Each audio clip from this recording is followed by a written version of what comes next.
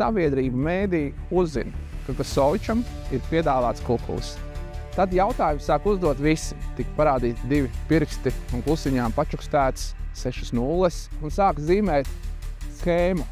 Kam, ko, par ko, cik.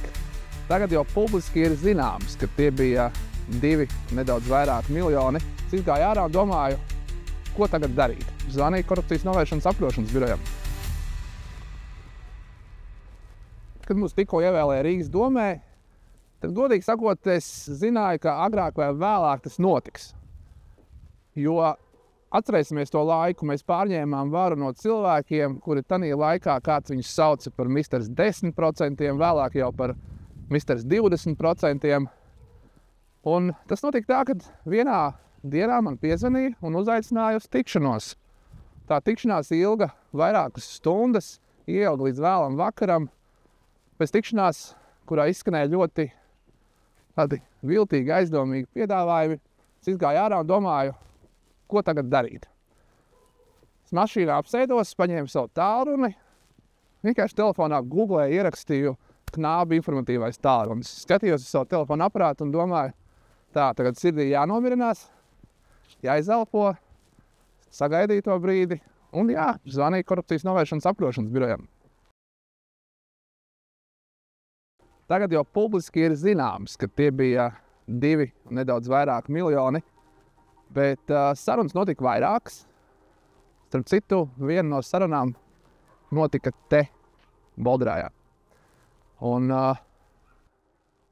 tie mājieni no sākuma bija ļoti vispārināti, pēc tam jau parādījās aizvien konkrētāki. Tika parādīti 2 pirksti un klusiņām pačukstēts 6 nulles. Vēlāk jau sāka stāstīt drošāk cilvēki nākamajās tikšanās. Igors Trubko vienā tikšanās reizē, es atceros, paņēma tādu salīdzinoši palielu baltu lapu un sāka zīmēt schēmu. Kam, ko, par ko, cik naudas tiks piegādāts ar kādiem kanāliem. Es atceros, es sēžu tanī, kas notika kabinetā Rīgas centrā, sēžu pie tā galda un saprotu, ka, ja es paņemu to lapu, ko viņš ir apzīmējis ar konkrēto piedāvājumu ar viņu rokrakstu, tad tas visticamāk būtu pietiekoši, lai šo apsūdzību uzrādītu. Un bija tāds mirklis, pēc vairākām stundām viņš piecēlās un aizgāja attaisīt terasi vaļā. Viņš piecēlās, pagrieza man muguru, un es paņēmu to lapu vienkārši un ieliku pie sevis, noliku viņu savos pierakstos. Un tur brīdī es domāju, nedod Dievs, viņš to ieraudzīs, kad es esmu to viņa lapu paņēmis.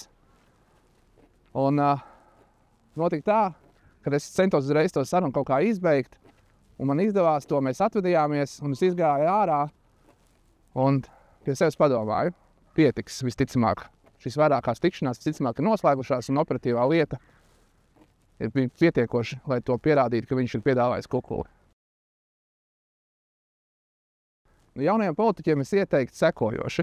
Ja tev piedāvā kukuli, saka, ka tev nedaudz ir jāpadomā. Jo, ja tu uzreiz pateiksi viņam nē, tad visticamāk viņš meklēs kādu citu durvis pie kā pieklauvēt, kam piedāvāt šo kukuli.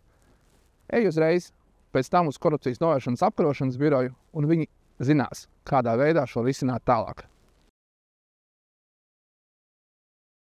Vistrausmānākais ir tas brīdis, kad ir noslēgusies izmeklēšana, un līdz tiesai ir jāpagaida pāris mēneši. Jo tas ir tas laiks, kad sabiedrība mēdī uzzina, ka Kasovičam ir piedāvāts kukulis. Tad jautājums sāk uzdot visi. Ģimene, protams, draugi, žurnālisti, sabiedrība. Bet tu nedrīkst neko teikt, jo prokuratūra teikusi, Mārtiņ, nekomentē šo lietu, lai tiesā tas viss nāk gaismā un devējs tiek taisnīgi sodīts. Ekonomisko lietu tiesa Rīgas nama apsaimniekotājs vadītājam Igoram Trubko ir piespriedusi 4,5 gadi cietumsodu. Viņš šo lēmumu pārsūdzējis. Man kopš tās dienas ritms ir kļuvis nedaudz mierīgāks, jo es ļoti labi zinu, ka man vairs šādus piedāvājumus neizteiks un pie durvīm vairs neviens neklauvēs.